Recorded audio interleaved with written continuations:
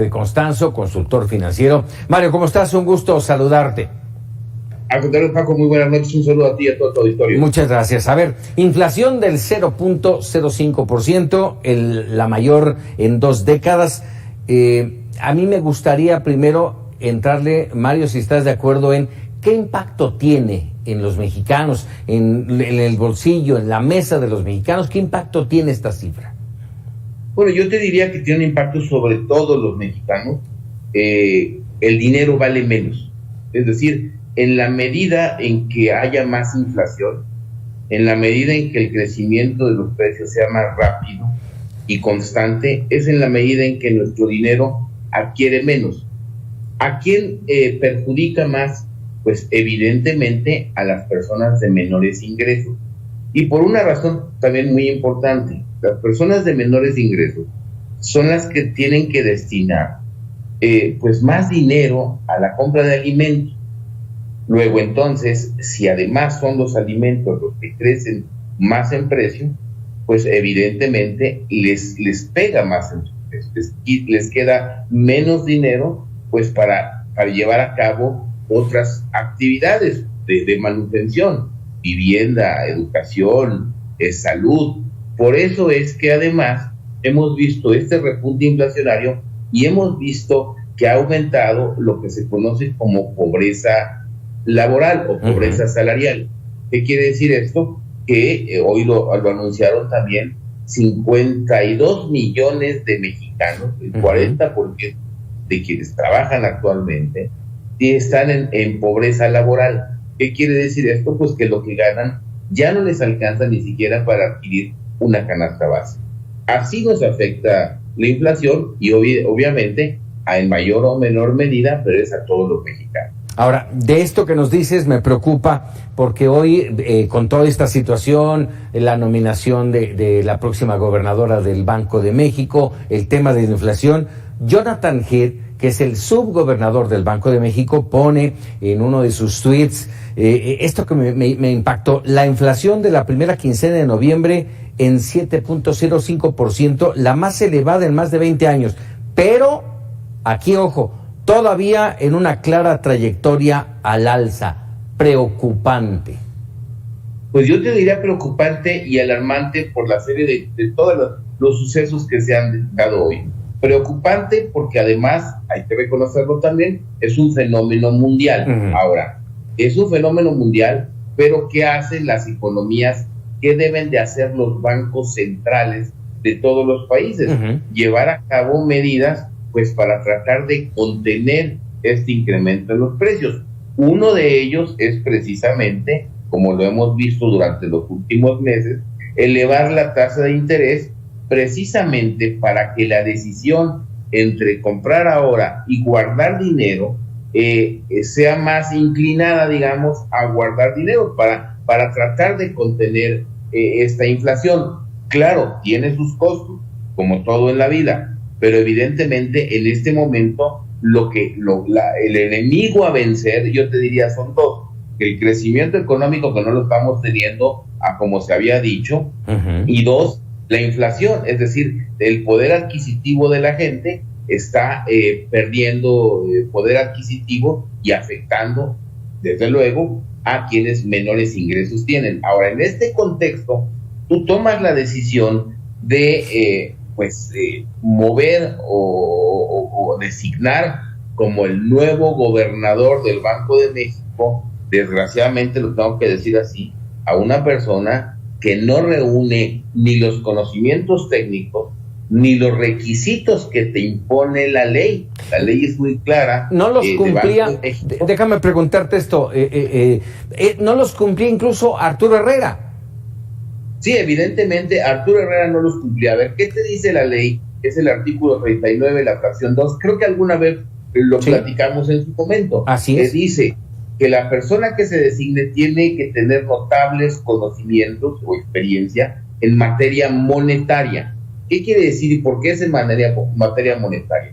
Porque las herramientas que tiene Banco de México para combatir la inflación, para tratar de detenerla, pues es evidentemente la tasa de interés, la cantidad de dinero que hay en la economía, quizás el tipo de cambio cuando logra hacer pues algunos movimientos con el tipo de cambio, y esas son variables monetarias. Pero además, ¿qué te dice la ley? La ley te dice que además tiene que tener una experiencia de cuando menos 5 años en altos o en cargos de alto nivel del sistema financiero mexicano.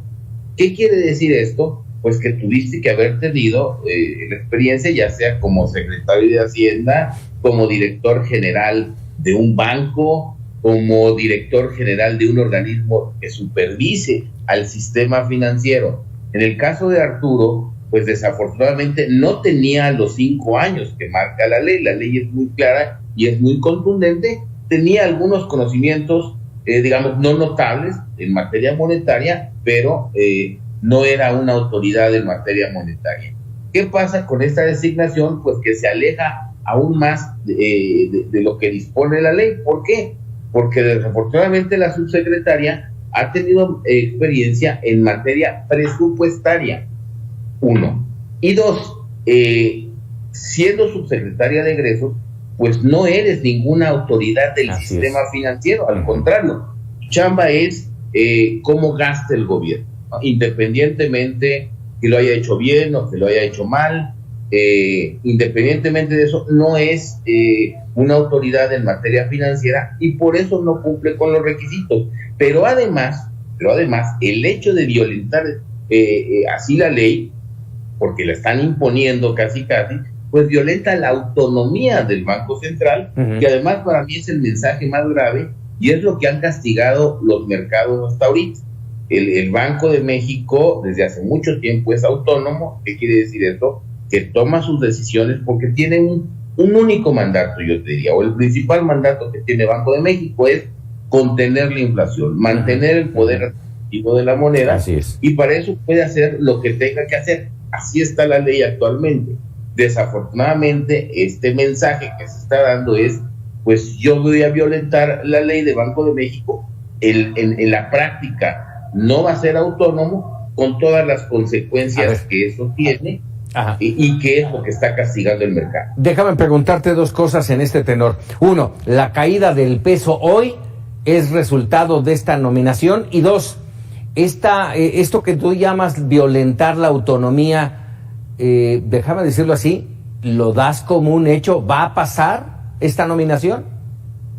Mira, desafortunadamente, como se están viendo las cosas, para mí el mensaje que da hoy el Senado a través de pues la mayoría, que es Morena, es decir, incluso vamos a acelerar el nombramiento para terminar con esta incertidumbre del mercado, pues es un mensaje nefasto. El hecho de que se acelere o no el nombramiento y por tanto la aprobación, por el peso que tiene Morena y sus aliados en el Senado, pues es un mal mensaje, porque el mercado está castigando el hecho de que llegue una persona sin experiencia a dirigir un banco central, sin experiencia para dirigir un banco central. Me parece que aquí hay que ser muy cuidadosos en el hecho de que el mercado no está castigando el hecho de que hoy no haya una designación. El mercado está castigando a quien se designó y está castigando porque no tiene ni la experiencia ni los conocimientos, y la propia ley lo establece de esta manera.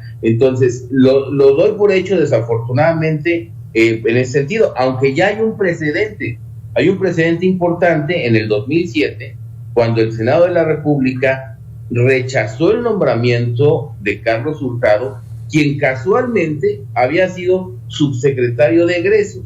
Luego entonces no hay, no doy por hecho al 100%. Pero eran otros tiempos. Exactamente, el mensaje que ha dado el Senado es ese. Y sí es muy grave que se violente así la autonomía del Banco de México, y eso es lo que está causando esta incertidumbre que hoy lo estamos viendo en el tipo de cambio. Pero más allá, el problema inflacionario que tenemos es grave. Mira, te voy a dar algunos datos que reflejan el tamaño, y son datos de Profeco y de la Sedeco de la Ciudad de México. Un kilo de frijol en el 2018 valía 22.40 pesos, así lo reporta la Sedeco. En el 2021 vale 39 pesos, un aumento del 74% en un insumo o en un alimento que es, digamos, fundamental para toda la población. El arroz, exactamente lo mismo. El pollo, un crecimiento de 60%. ¿Qué quiere decir esto? Pues que sí estamos viviendo un proceso inflacionario serio y que el Banco de México tendría que estar actuando con toda la experiencia y con todas las herramientas que tuviera a la mano, pues para, evidentemente, tratar de detener esta inflación. Caray, tema y un futuro preocupante, tenso, y de una gran incertidumbre que nos dejas tú, pero bueno, con los datos que están en todos lados. Mario, como siempre, agradecido de que nos des luz en estos temas. Al contrario, Francisco, muy buenas noches y un saludo a ti y a todo tu auditorio. Y un mensaje: en épocas inflacionarias tratemos de cuidar nuestro dinero. El dinero va a ser más costoso, debemos de cuidarlo mejor. A cuidar compras, a cuidar créditos. Evidentemente, a cuidar créditos, a cuidar compras, a cuidar mucho los créditos a plazo, Francisco. Y esos a pagos a 12 meses sin intereses. Porque cuando hay un proceso inflacionario, cada día tu dinero vale menos. Entonces, si hoy me comprometí a hacer un pago fijo, mi excedente o lo que quede libre cada vez va a comprar menos. Que ese es lo erosionante de la inflación. Entonces, hay que tener mucho cuidado con nuestras finanzas y pues estar listos con ahorros para imprevistos. Mario Constanzo, gracias, muy buenas noches. Muy buenas noches. Ahí tiene usted el dato, tómelo en cuenta, de verdad, tómelo en cuenta.